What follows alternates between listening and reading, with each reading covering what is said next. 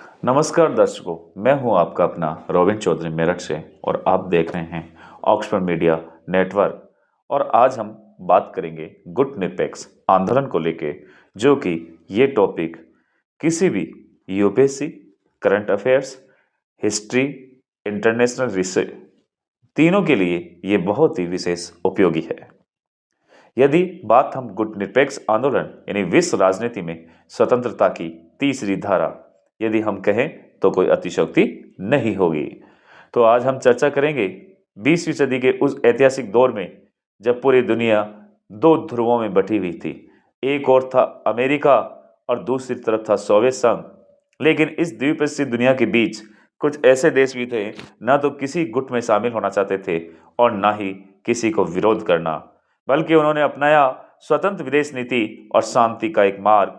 और यही आंदोलन कहलाया गुट निरपेक्ष आंदोलन, जिसे नॉन अलाइन मूवमेंट या नेम के नाम से भी जाना जाता है।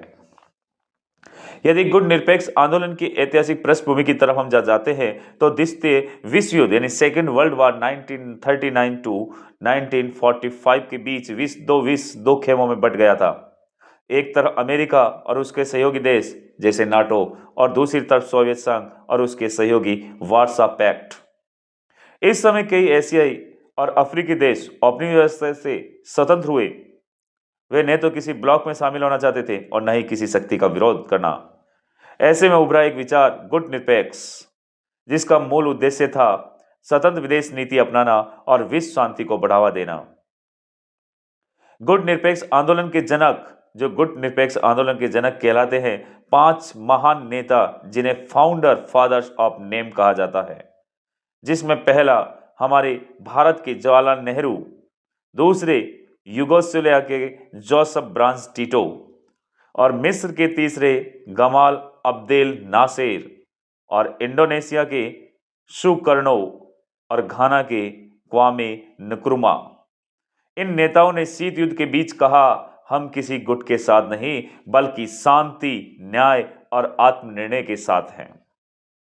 नेम की स्थापना और पहला सम्मेलन की बात हम करें तो वर्ष 1961, स्थान बेलग्रेड, युगोस्लाविया, सहभागी देश जो 25 देश रहे। यह पहला शिखर सम्मेलन इतिहास में एक नया अध्याय था। भारत के प्रधानमंत्री जवाहरलाल नेहरू, मिस्र के नासर और टीटो ने मिलकर नेम की औपचारिक शुरुआत की है। उद्देश्य था वैश्विक संघर्ष से दूर रहकर सहयोग और विकास और स्वतंत्र नीति अपनाना। और इनके प्रमुख सिद्धांत की बात करें तो गुट निरपेक्ष आंदोलन के 5 मूल सिद्धांत थे। भारत और चीन के बीच 1954 में बने, जिन्हें नेम के आधार माना गया। एक दूसरे के संप्रभुता और क्षेत्रीय अखंडता का सम्मान करना। दूसरा, आंतरिक मामलों में हस्तक्षेप न करना। तीसरा, समानता और परस्पर लाभ का सिद्धांत। और चौथा, शांतिपूर्ण सह अस्तित्व। और पांचवा, सहयोग और पारस्परिक सम्मान। इन सिद्धांतों को नेहरूवायन फॉरेन पॉलिसी डॉक्ट्राइन भी कहा गया। नाम का प्रसार और महत्व की बात करें तो नेम का विस्तार बहुत तेजी के साथ हुआ। 1961 के 25 देशों से बढ़कर आज 2025 में 120 सदस्य देश नेम का हिस्सा है, जो संयुक्त राष्ट्र के कुल सदस्यों का लगभग 2/3 भाग है। नेम ने विकासशील देशों को दिया एक वैश्विक मंच पर एक साझा आवाज, शांति और विकास का एजेंडा और औपनिवेश शक्तियों के खिलाफ एकजुटता। प्रमुख जो उपलब्धि रही, अफ्रीका में औपनिवेशवाद समाप्त करने के सहयोग में और अपार्थेड यानी रंग भेद के खिलाफ अभियान, परमाणु निशस्त्रीकरण की मांग, दक्षिण सहयोग, साउथ साउथ कॉपरेशन, विश्व में शांति के लिए संवाद आधारित दृष्टिकोण। शीत युद्ध के दौरान नेम की जो भूमिका रही, जो कोल्ड वॉर के दौरान नेम दो देशों ने विश्व राजनीति में तीसरे गुट का एक निर्माण किया। इस समूह ने अमेरिका या सोवियत संघ के दबाव में आने से इनकार कर दिया और भारत ने पीसफुल एक को एग्जिस्टेंस की नीति अपनाई। जैसे कोरियाई युद्ध, वियतनाम युद्ध, अरब इजराइल युद्ध में भारत ने मध्यस्थता की भूमिका निभाई। नेम देशों ने संयुक्त राष्ट्र में भी न्यू इंटरनेशनल इकोनॉमिक ऑर्डर की मांग की ताकि विकासशील देशों को आर्थिक न्याय मिले। गुट निरपेक्ष आंदोलन की कुछ सीमाएं थी। समय के साथ नाम के साथ भी कई चुनौतियां भी सामने आई। सदस्यों के बीच मतभेद भी हुए। कुछ देश गुप्त रूप से अमेरिका और या सोवियत ब्लॉक के करीब थे और इसके इम्पैक्ट में भी कमी आई। नेम के पास सैन्य और आर्थिक शक्ति नहीं थी, इसलिए निर्णयों का पालन कठिन हुआ। शीत युद्ध के बाद पहचान का संकट।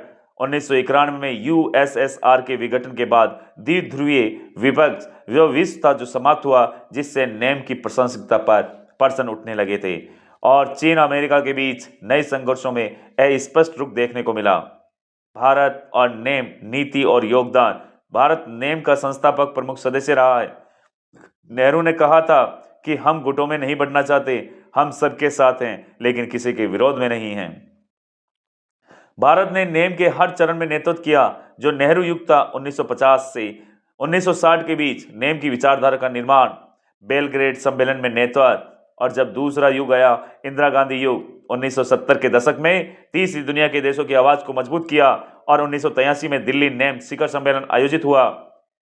और जब तीसरा दशक आया 1980 का राजीव गांधी युग, परमाणु निशस्त्रीकरण तकनीकी सहयोग पर बल दिया गया और 21वीं सदी में भारत ने नेम को रिफॉर्म एंड मल्टीटेरियनिज्म की दिशा में देखने की बात की, जहां नेम शक्ति संतुलन नहीं बल्कि विकास संतुलन पर आधारित केंद्रित हो। जब बात 21वीं सदी में नेम की प्रासंगिकता पर बात करें तो आज की दुनिया शीत युद्ध जैसी नहीं है, लेकिन एक नए कोल्ड वॉर 2.0 का माहौल फिर से उभर रहा है। अमेरिका बनाम चीन, ऐसे में नेम की प्रासंगिकता फिर से बढ़ गई है क्योंकि कई देश आज भी गुटों में नहीं बंटना चाहते बल्कि एक रणनीति स्वायत्तता स्ट्रेटेजिक ऑटोनॉमी पर बनाए रखना चाहते हैं। भारत ने कहा था कि नेम आज भी आवश्यक है क्योंकि शक्ति राजनीति के युग में स्वतंत्र नीति ही एक असली स्वतंत्रता है। नेम अब एक ग्लोबल साउथ के देशों के लिए संयुक्त आवाज बन चुका है, जहां विकास, जलवायु, न्याय और समानता जैसे मुद्दे केंद्र में हैं।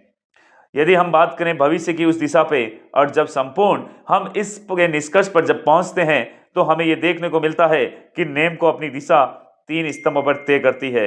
और इसी प्रकार digital and climate diplomacy, digital विभाजन और जलवायु परिवर्तन पर साझा दृष्टिकोण।